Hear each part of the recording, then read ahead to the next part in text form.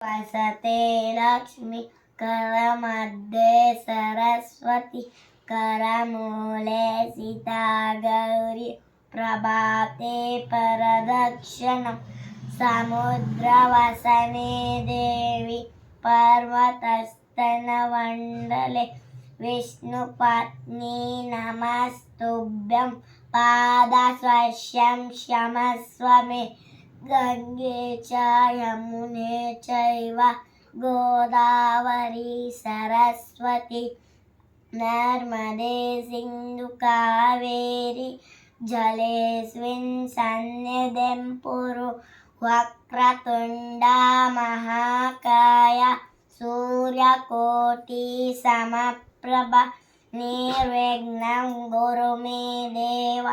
सर्वकार्येषु सर्वदा गुरु ब्रह्मा गुरु विष्णु गुरुदेवो महेश्वरः गुरु साक्षात् परब्रह्म तस्मै श्री गुरवे नमः कृष्णाय वासुदेवाय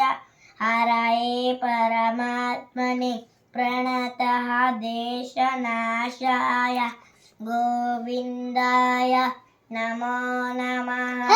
बुद्धिर्बलं यशोधैर्यं निर्भयत्वम्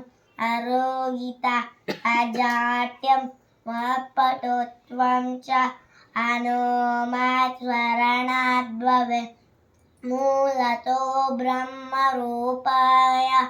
अज्ञतो विष्णुरूपिणि अज्ञतो शिवरूपाय वृक्षराजारते नमः ॐ शान्ति शान्ति शान्तिः हरिः ओम् ॐ श्रीकृष्ण परब्रह्मणे नमः श्रीमद्भगवद्गीता अष्टादशोऽध्यायः विभूतियोगः अहं सर्वस्य प्रभवो मत्वः सर्वं प्रवर्तते इति मत्वा भजन्ते मां बुधा भव समन्विताः मच्चित्ता मद्गतप्राणा बोधयन्तः परस्परं पतयन्तश्च मामित्यम् उच्यन्ति च सुमन्ति च देशमेवानुकम्पास्ता महाभानजं तमः नाशयामाद्भवावस्तु ज्ञानदीपेन